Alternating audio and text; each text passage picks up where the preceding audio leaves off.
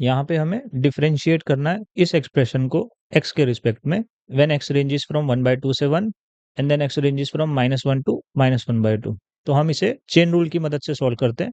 Chain rule क्या कहता है?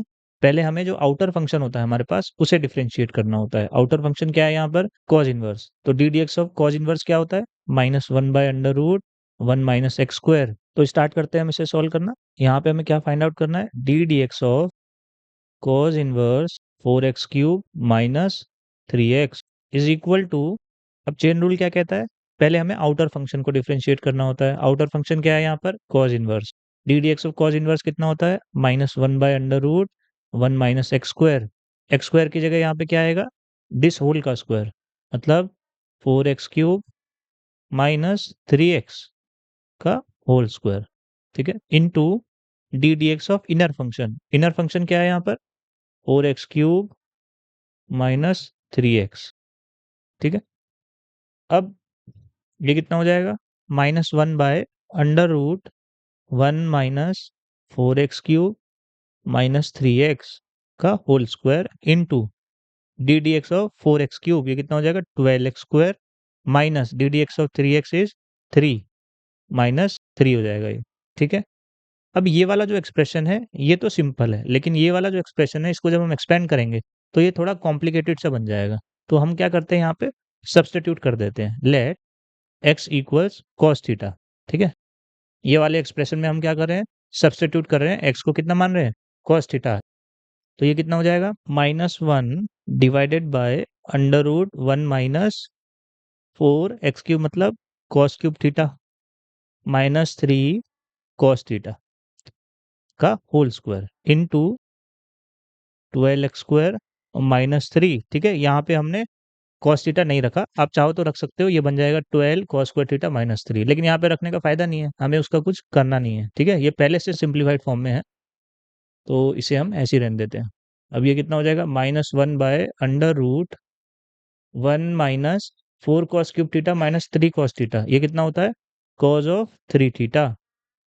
तो ये हो जाएगा cos ऑफ 3 थीटा का होल स्क्वायर इनटू, अब यहाँ पे 3 कॉमन आ सकता है देखो, तो यहाँ पे हम लिख देते हैं 3 और यहाँ पे लिख देते हैं 4x square minus 1।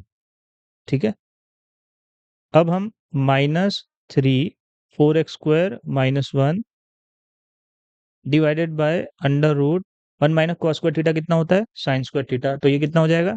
Sine square 3 theta. कितना हो गया? Sine square 3 theta. तो अब ये कितना बन गया हमारे पास? 4x square minus 1 into -3 divided by √ sine square 3 theta. अब साइन थीटा कितना होता है? 3 sine theta minus 4 sine cube theta, अब इसका होल स्क्वायर। ठीक है, अब हम क्या करेंगे यहाँ पे? -3 into 4x square minus 1 divided by √ sine theta common आ जाएगा, यहाँ पे बचेगा 3 माइनस 4 साइन स्क्वायर थीटा। अब इसका क्या है यहाँ पर? Whole square. तो यहाँ पे हम होल स्क्वायर लगा देते हैं। ठीक है, नेक्स्ट स्टेप में हम क्या करेंगे? -3 into 4x square minus 1 divided bye, यहाँ पे स्क्वायर है। ठीक है, तो ये भी कितना हो जाएगा? साइन स्क्वायर थीटा और 3 माइनस 4 साइन स्क्वायर थीटा का होल स्क्वायर। अब कितना हो जाएगा? -3 into 4x square minus 1 divided by under root sine square theta कितना हो जाएगा? Modulus sine theta. और ये कितना हो जाएगा? Modulus 3 minus 4 sine square theta. ठीक है, अब यहाँ पे मॉडुलस लग गया, ऐसा क्यों हुआ? क्योंकि हमने मॉडुलस फंक्शन की डेफिनेशन का यूज किया। मॉडुलस फंक्शन की डेफिनेशन क्या कहती है? कि positive square root of x square is equal to modulus x. Positive square root of x square is modulus x. तो यहाँ पे क्या है हमारे पास? पॉजिटिव स्क्वायर रूट है ना, पॉजिटिव है, यहाँ पे कोई सिंबल नहीं है, इसका मतलब पॉजिटिव है यहाँ पे। तो positive square root of sine square theta कितना हो जाएगा? Modulus sine theta. और positive square root of 3 minus 4 sine square theta का होल स्क्वायर कितना हो जाएगा? Modulus of 3 minus 4 sine square theta.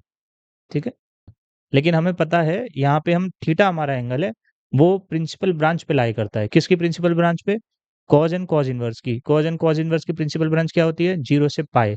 And 0 से पाई में साइन की वैल्यू क्या होती है? हमेशा पॉजिटिव होती है। तो यहाँ पे हमें मॉडुलस लिखने की ज़रूरत नहीं है। तो यहाँ से हम मॉडुलस हटा देंगे, ठीक है? आप चाहो तो रख सकते हो, लेकिन यहाँ पे हमें ज़रूरत नहीं है मॉडुलस रखने की। यहाँ पे है लेकिन अभी भी। ये वाले एक्सप्रेशन की वैल्यू नेगेटिव भी आ सकती है। हमें इसको पॉजिटिव बनाना है। अब हम क्या करेंगे? साइन थीटा को हम कैसे लिख सकते हैं? Under root 1 minus cos square theta, and cos square theta कितना था? X square.